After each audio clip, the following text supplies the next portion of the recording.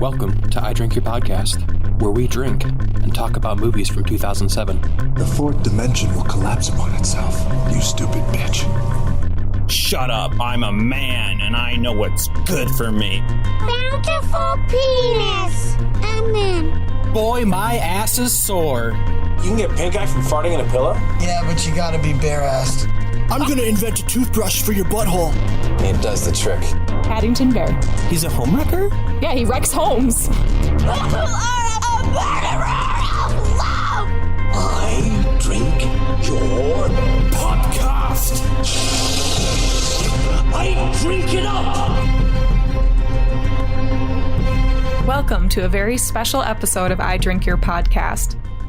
Before we get started, please take the time to subscribe, follow, and rate us on whatever podcasting platform you use. Your support is so very much appreciated. I am Emily, and I will be your host today for this countdown of some of our favorite Twits answers from the second half of our first year as a podcast. There were so many great ones to choose from, but we finally narrowed it down to our top 20. Number 20. From Dan in Real Life, Ben assumes the role of a jolly old man asking for some advice. So Dan gives life advice from real life, and his name is Dan. So in case any of you didn't know how the movie got its title, that's it. But we're all kind of struggling right now in these tough days, so maybe Dan can help you. So will you please write a letter seeking advice from Dan in Real Life? And we're going to start with Ben. Dear Dan in Real Life, I currently live in a small village up north. It's just me, my wife, and many of my little helpers whom I employ. The holidays are always extra stressful for me, with the increased hours at work and the pounds I put on from stress eating. And as a result, my relationship with my wife typically strains around this time of year. This causes me to seclude from her in my workshop. Well, the other night, a particularly stressful night, I decided that I needed to relieve some of my stress. So I wrapped my own presents. I whipped up some eggnog. I enjoyed a little solo mistletoe time. I found some magic in that old silk hat. Still going. I made a fist and checked it twice. I was masturbating, Dan. Do you understand? Now, normally this would not be an issue, but on this evening it appears I had a small audience. And word got around the bunks, and now it's like I have hundreds of little Louis C.K.'s working for me. Oh. Like, everything is sticky. I mean, like, everything was sticky before because of their mainly sugar diet and poor hand-washing habits, but this is a different sticky, you know? So the advice I need is threefold. Number one, what cleaning method do you suggest for getting everything unsticky? 2, how do I teach them discretion without being a hypocrite, since I was playing with my favorite toy at work too? And what's the best bribe I should give them to not tell my wife, because I really don't need that stress right now. Sincerely, Panicked at the Pole. God, even Pole's a double entendre. Number 19. Dylan joins us for another horror-esque movie, I Know Who Killed Me, and talks about a surprise twin. Is there a better movie genre than separated at birth twin story? I say no. So let's make an existing movie even better. You need to tell us about your random character's long-lost twin. So tell us about Leeloo Dallas's long-lost twin. Lolu Phyllis? Sure. Lolu Phyllis, Leeloo's lost twin sister. If Leeloo is the most important thing in the universe, she is the least important thing in the universe. She works a 9-to-5er at a Dunkin' Donuts, chilling out that coffee, doing her damnedest to try and make it day by day, living in the smog of New York in the movie. So she lives below the dirt cloud. That's all she can afford. Her hair is green because it just is. And she's a bit on the portly side, considering how Leeloo is just so thin, trim, and knows what she's doing. She's also one of the most uncoordinated people you would ever meet. She just trips over her own feet. Just the exact opposite of what Lilu would become. So for Lolu Phyllis, how did she get separated from Lilu? When the Monachiwans came to the Egyptian temple, she was there. She was in like a little side box in the corner, and they just completely forgot about her. She, just covered in dust. Number 18. Matt is inspired by Ocean's 13 to run a heist of his own with a few movie characters to help him. So there is a long-standing tradition on I Drink Your Podcast to both allow your opponents to choose your characters, but also to build the best possible team to get the damn job done. So this week, your opponent gave you 3 characters, and I want you to fill out the rest of the roster for the best heist team. And Matt is going to go first, who Ben gave him the starting point of E.T., Jar Jar Binks, and Agent K. AKA Tommy Lee Jones. Okay, so their master plan, or the heist, is to steal the Death Star, which is a threat to all civilization in our galaxy and other galaxies that are far, far away.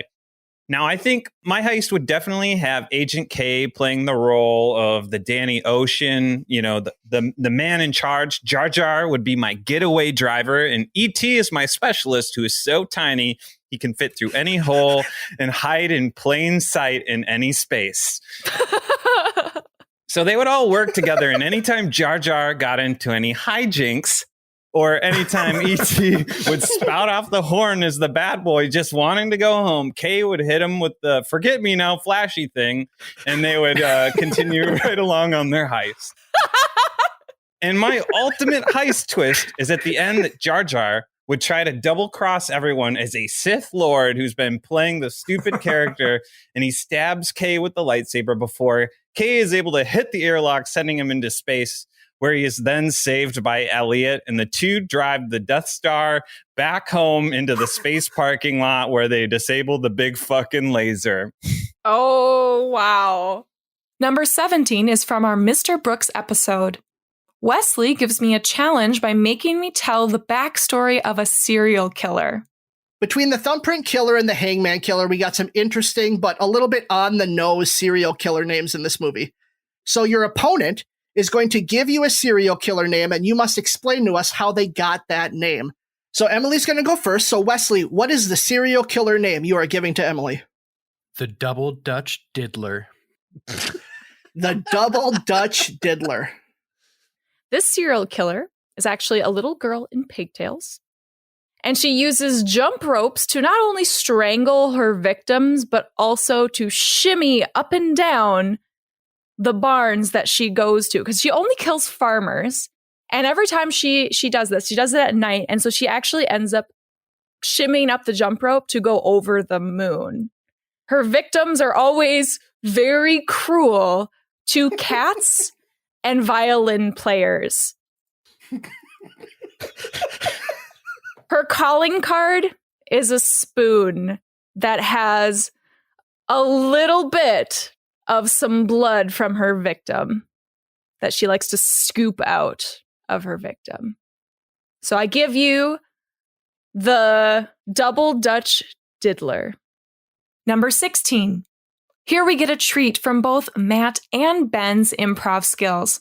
Enjoy their Twits answers from The Game Plan.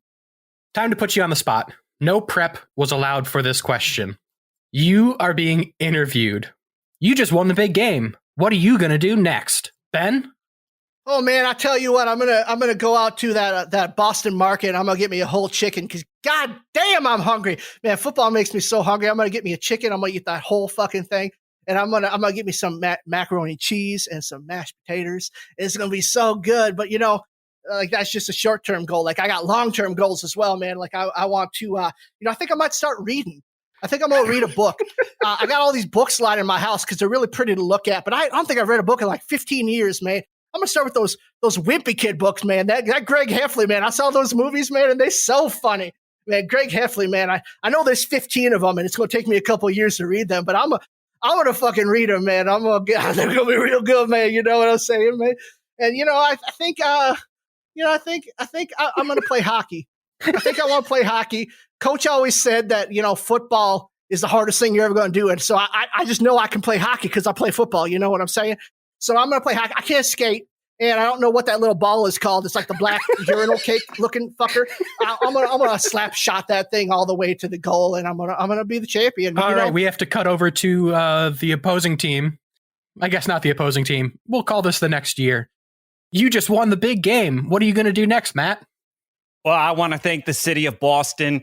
Sometimes when you go out there and you start throwing footballs, you start to forget about the people, but I'm just happy to bring it home to the people of Boston and those hardworking folks that drove their car to the stadium today. I just want to say thank you. You guys are the real champions.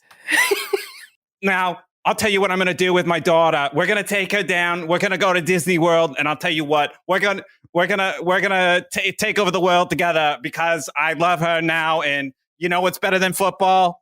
My daughter. And it's just actually weird that you're not interrupting me to ask me any more questions because I feel like you wanted to know more about the game. But let me tell you something. I love my family, and there's this ballet teacher that I'm kind of into, but maybe I'm taking a little too fast at this point. But I just want to go ahead and say I'm happy that I won the big game, and I love my daughter, Peyton. Thank you. Go football. Go Rebels. Go football. Number 15. Josh from When Cinephiles Attack makes the list from our Shrek the Third episode. He makes a great argument to add some more music to the movie.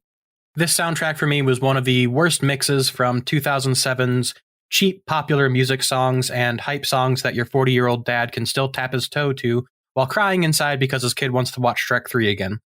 So fix it. I need you to choose 3 songs and tell us what scene in the movie that you would place them in. So I think a big thing that Shrek likes to do is take popular songs or almost popular songs and ride the wave of popularity in the movie. So the first moment we're going to switch up is the hook ambush with the Ents. He can play piano eventually, but Hook has I wanted something more dastardly. I wanted something maybe a little more themed. It doesn't have to be pirate music.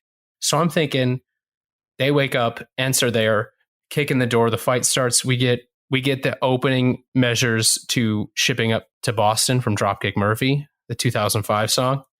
That kicks off the fight at 11. All right. Next location in the film, we got all the princesses and Fiona prepping and Gingerbread and all the fairy tale creatures. That's, I think, the one thing that song was missing was something really to hype the whole situation up. So we're going for a 2007 song with this one. Someone who is at the height of his popularity, and I would argue the height of his likability in 2007, as all of the princesses are getting ready to rebel. We're hitting them with Stronger by Kanye West.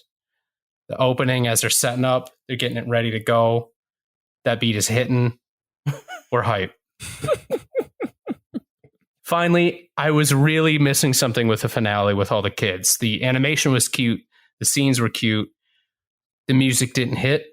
So we're going with one of my favorite comedic and thematic bits. We're going with a classic callback. And in the finale with the kids, we're getting Smash Mouth's I'm a Believer from 2001. Playing over it. Cute. Little callback. Mm-hmm. It's cute. Maybe you get the Baby Ogres to sing it. I don't know. Maybe Donkey sings it again. I don't know. I'm not a musician. All I know is the callback is going to feel real good right here. You can't. I'm pointing at my heart. You can't see it. It's out of frame, but I'm pointing at my heart. Number 14. Ben decides to sabotage Matt in a creative way by using Blades of Glory for inspiration. Ice skating may not be everyone's jam. And I know from years of our friendship that there is a healthy competition between you two, Matt and Ben. Maybe sometimes stretching to a little less than honorable. So I would love to hear you create a plan to sabotage your opponent in whatever type of competition you want. So Ben, how would you sabotage Matt in competition? Yeah, so we all know Matt's a gamer, right? On Twitch, at Fat Manderson, check him out. Mm-hmm. But if he gets too big at gaming, he's going to quit this podcast, and I refuse to let that happen. So the next time Matt competes in one of those Fortnite competitions, he must be prevented from winning, and the easiest way to do that is to give him a big audience that will slowly undercut his self-confidence. So as Matt's playing, and obviously streaming on Twitch, I and 100 people who I've hired will anonymously be on his Twitch stream, slowly eroding his confidence by second-guessing every decision he makes in the chat. Matt, having never played for an audience this size, will lose focus on the game, obviously.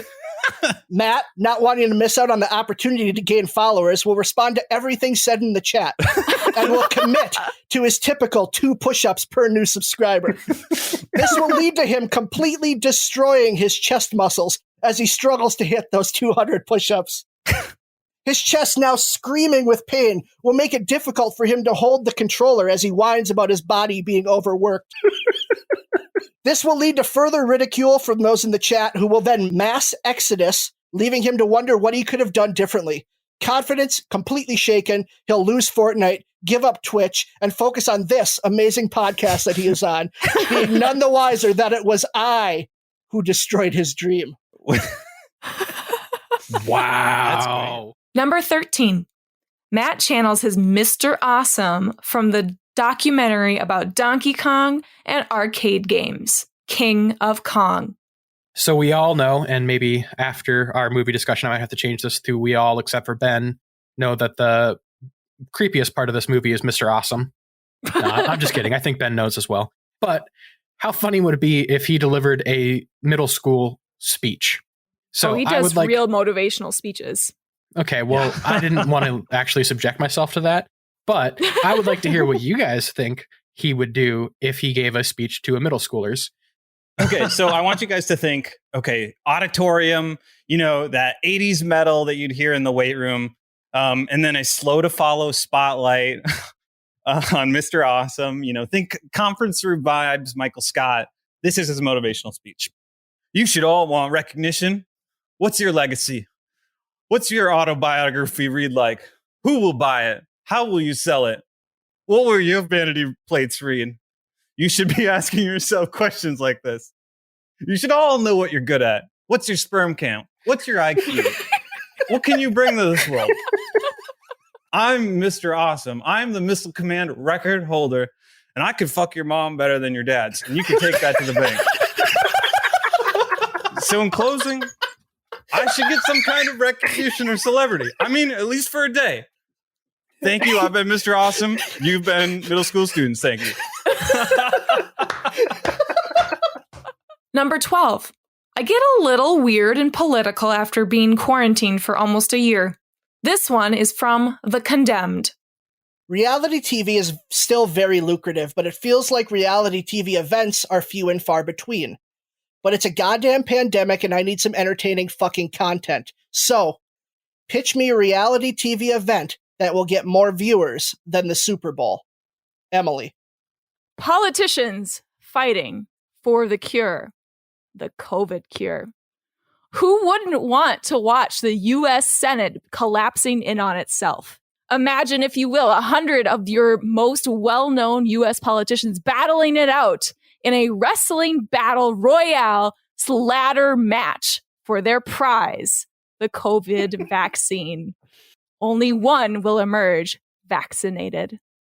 This event would be advertised with exhilarating fight promos emphasizing the backstories of the drama between politicians to hype up the faces and to smear dirt on the heels. Yes, I looked up wrestling terms. Sob stories of why each deserves the vaccine. To add to the drama, each competitor would be exposed to the infected audience members coughing on them as they run down the ring. Picture Tammy Duckworth matched up against Ted Cruz, her rolling over his toes, knocking him down for good. Or Maxine Waters stomping on Lindsey Graham's nose, but then Mr. Purple Hands himself, Mitch McConnell, would come to his rescue in a surprise tag team event.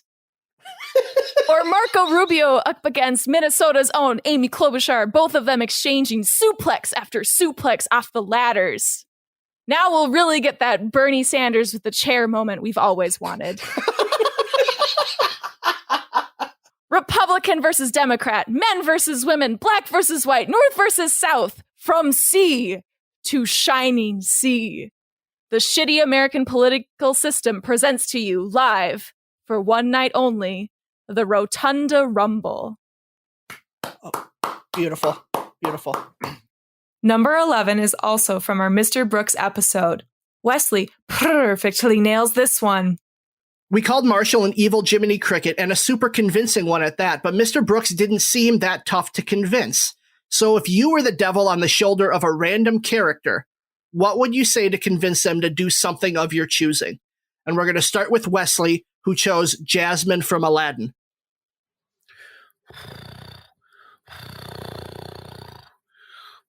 It's your boy, Raja. My princess. The riffraff. The street rat. You're royalty, my darling. You can do so much better. Sure, he's got that flying rug, but you know that my classic running around thing, I'm probably just going to slip on it and break my little claw. He's cute and all, but a monkey? You know I love banana marinated meat. If you want me to curl up in your lap ever again, I do insist that you dump the zero, find yourself a nice prince who has a lion, and let's fuck with this evolution shit. Okay. Interesting. Okay. Number 10. Ben leaves the Wild Hog biker gang to create his own. Who among us doesn't dream every single night about being one of the elusive members of the Wild Hogs biker gang? Exactly. Saviors of Madrid. But what if you could put together your own team with other fictional characters? So I want you to draft your gang, but you will need to include someone to be the cool one, the nerdy one, and the token minority. Just like Wild Hogs. Just like this beautiful, beautiful, perfect movie. So my nerdy one is going to be Max Fisher from Rushmore. Max is super eclectic and he's got many interests, and talking to him will never get boring because of that. He's also not afraid to get into a little kerfuffle for the things he loves. Also, when your nerdy guy is also a bit of a ladies' man, that can only help your group. My cool one is Wee Herman from Pee-wee's Big Adventure. Pee-wee oozes cool. He wins over everyone he meets, including a biker gang after destroying their bikes. Not even Travolta was cool enough to do that. That's true. Plus, have you seen his bike? That thing is decked out and it's got an awesome fucking basket. Like, I want to ride along with him. Also, he's a ladies' man. He got Dottie at the end. And my token minority is Pedro Sanchez from Napoleon Dynamite, because Pedro's got a fucking sledgehammer. That bike is sick. It's got shocks and everything. It will go off a ton of sweet jumps. And Pedro's loyal. He's a guy who will stay by your side and even recruit his family members to help the group if needed. Plus, ladies, man. I have a question. Yeah? Because it's been a while since I've seen Napoleon Dynamite. Is this a biker gang or a bicycle gang? I can't ride a motorcycle, so I had to pick all people who rode bicycles. Number 9. Here we get to enjoy more of Matt improv from our Assassination of Jesse James episode. Oh no! I don't feel very powerful anymore. After you betray and kill Wessie during the crime from question 1, you have to give the eulogy, or the eulogy, at my funeral. Friends, family, Ben, we have gathered here today to celebrate the life of Wesley, who has tragically been killed in a terrible mining accident.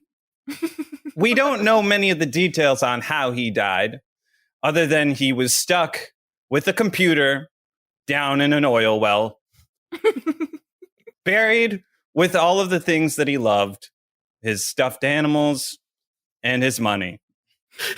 He was a good man. We're not sure how old he was when he died, because as the year is 2009, that gets kind of confusing. As you all know, we came from the future. Because we're pretty cavalier about time travel. Is my eulogy in 2009? Yes. Yeah. They're not going to bring your dead body back through time. What's Yeah, the but you point could of have the that? funeral in 2021. Keep going, Matt. Wesley, I know you're looking at your future here. It's thinking, when do I die? Wesley's at his own funeral. In what year do I travel back in time?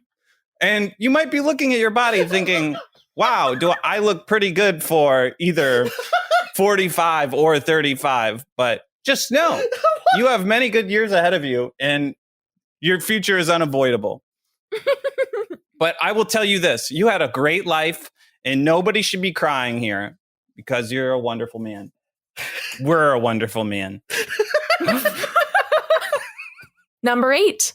Wesley's creativity shines when thrown a random character in our Condemned episode. So the Condemned is basically just the Hunger Games, which is basically just Battle Royale. But it got us thinking, what would it take to be successful in this type of battle for survival? So for our opponent's choice question today, describe how the character you're given wins the Condemned. So, Wesley, describe how Pippin wins the Condemned. Yeah, so Pippin only cares about one thing, and that's second breakfast. And since this competition lasts over 30 hours, he has the advantage of having twice fueled up on lambus bread and potatoes. So ultimately, Pippin will win this fight by his friendship and amiability of the hobbits to befriend the trees on the island, to both attack Stone Cold Steve Austin, but to ultimately use their root system to pull all of the C4 pull pins on all of the other convicts. Wow. That is so fucking dope. Okay. Pippin rides high. Number 7. Matt and Ben are at it again with some craziness from National Treasure 2. You two are going to go back to back with one-liners. And today, I want them all to be things that Benjamin Gates is going to do next. So, Matt, you're going to go first again. So Okay. let's go. Let's do this. I'm excited. I hope you guys detect the theme with my answers. But okay. I'm going to try to put it in Nick Cage because I feel like that'll work best. I'm going to do the same. Yeah. I'm going to seduce and have sex with the President of the United States. Wow. Okay. Starting strong. Yep. I'm going to use Reddit to hyperinflate the price of a cryptocurrency based on a meme.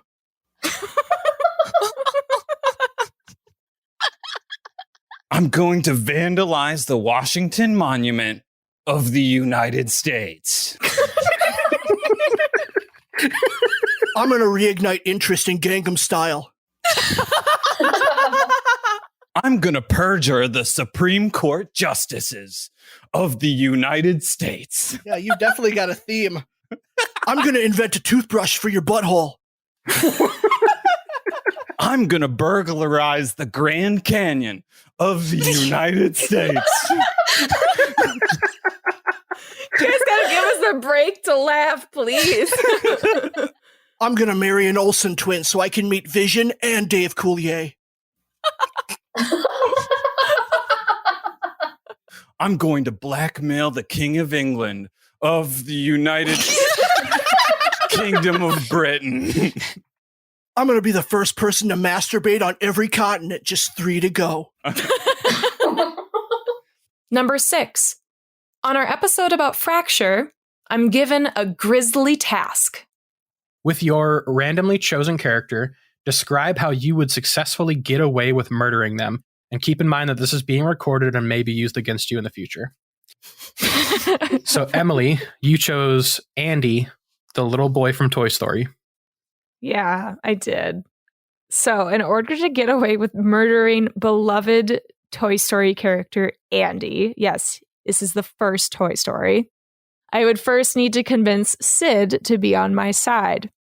Now, we already know that Sid has a malevolence toward toys and kids and everyone, but he's really creeped out by a most recent attack from his own toys. I would send him a shoebox filled with toy parts and explosives with a note explaining that it was Andy playing a trick on him earlier, and to eat the note.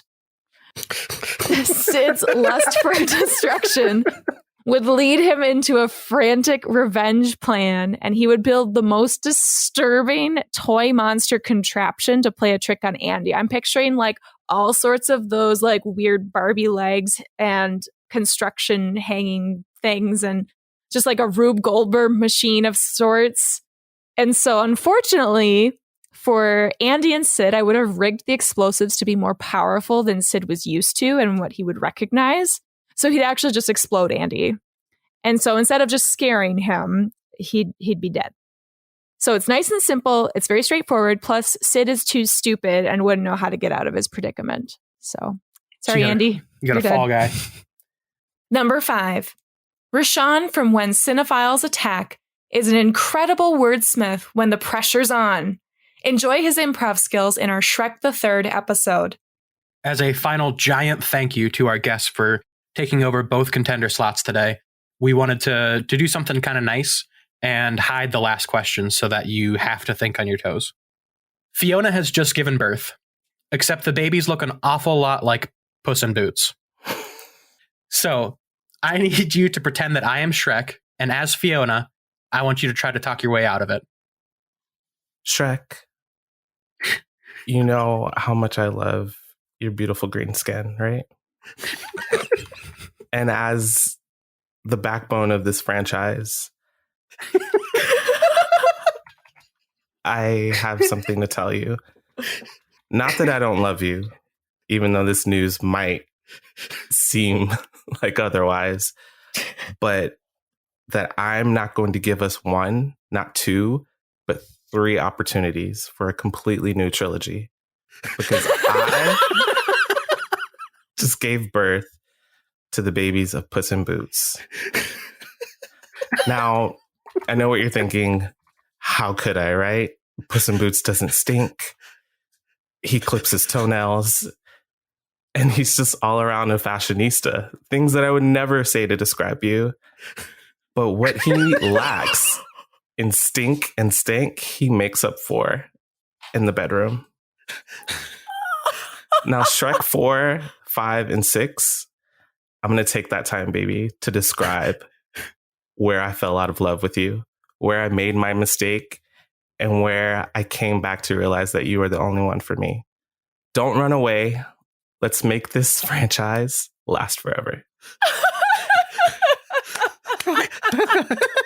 Okay. Number 4. Hang on for Ben's crazy ride from our Knocked Up episode. I'm sure we've all been there before. You have this amazing idea for a revolutionary new thing that is going to change the world, and then you find out that Mr. Skin already exists. But Ben and the gang were obviously go-getters, so what is the next idea that the roommates pivot to after Flesh of the Stars? Flesh of the Stars was a great idea in itself. They were just like 10 years too late. So for their next idea, they need to be ahead of the curves. So what does the world love? Amusement parks. What else does the world love? Nudity. So they're going to build an entire amusement park around celebrity nudity. And you need 3 things with an amusement park. You need rides, attractions, and eats. So for their rides, they've got the naked lady swings, which as the swings go up in the air, it reveals a naked sculpture of Jamie Lee Curtis. The slippery nipple, which is a water slide shaped like boobs. Bouncy houses shaped like women's butts. And themed roller coasters and log flumes around movies with the most famous nudity, like Wild Things, Fast Times at Ridgemont High, and even Game of Thrones. But then you also need attractions. So we need naked celebrity lookalikes from your favorite movies for character meet and greets. Similar to how you go shake the hand of Mickey Mouse. You can go like shake a titty or something for your favorite person. A vaudevillian type show that recreates your favorite nude scenes from movies. And an animatronic presentation on male nudity, similar to the Hall of Presidents. And the last thing you need is food. How about cotton candy that looks like someone's bush? And it comes in 4 flavors. You can have blonde, which is vanilla. Redhead is strawberry. Brunette is chocolate. And black is black licorice. Or corn dogs in various lengths. You can get the Keitel or the Fassbender. Or for the kiddies, Kenjang. And lastly, you can get tacos. Just tacos. Number 3. Sticking with Knocked Up, one of the most horrifying visuals ever is from Mela from When Cinephiles Attack.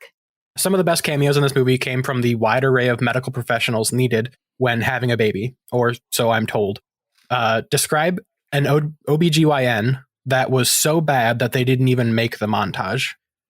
Okay, so I want you guys to picture it. I'm going to close my eyes. Yeah, close your eyes if you must. It's a one-arm doctor. And where the other arm should have been, it's a little thumb because the arm didn't fully develop. And the doctor always makes thumbs up puns.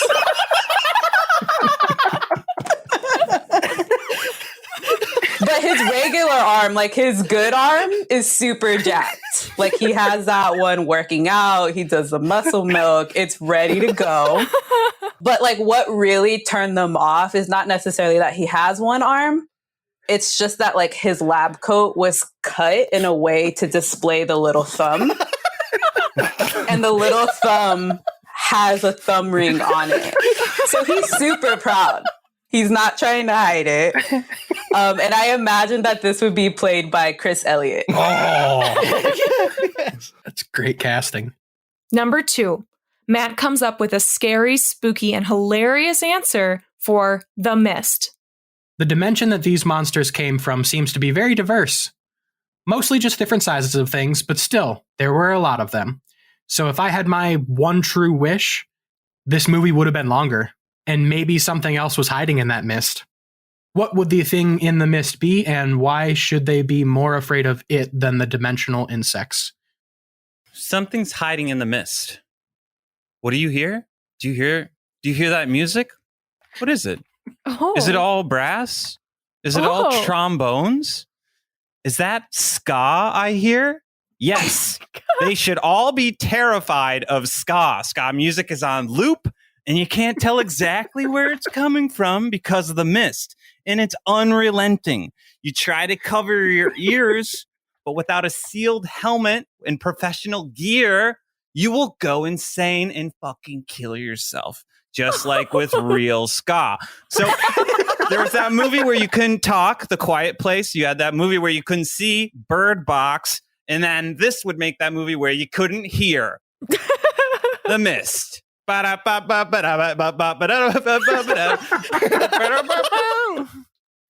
number 1, the best of the best. Connor from the podcast No Highway Option pitches us top-notch ideas during the Simpsons movie episode. Using only the movies that we've covered thus far on our podcast, you're going to choose 3 movies to base 3 segments of a Treehouse of Horror episode around. What I want from you for those 3 movies is to include the title of the segment and a brief 1 to 2 sentence synopsis of what would happen. All right, 2 things before getting started. Homer's doe in the script is written as annoyed grunt, usually. That's important to know. And I'm going to throw it back to the older episodes of Treehouse of Horror and do a slight wraparound segment. So before anything gets started, the Simpsons buy a smart TV and discover there's an app already installed on it, and it's a streaming service where all the movies are starring them. And so the first one is Star Annoyed Grunt ST, or if you say it out loud, Star Dosed.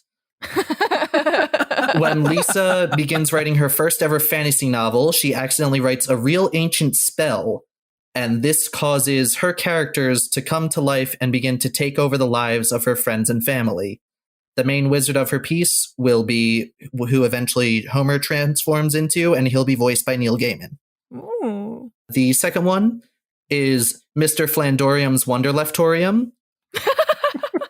Ned Flanders' store, the Leftorium, which he does have in the show, begins to gain sentience and come to life out of some type of vague magic. And while it seems fun at first, Ned realizes he has to stop it when it develops not only a taste for violence, but also a taste for atheism.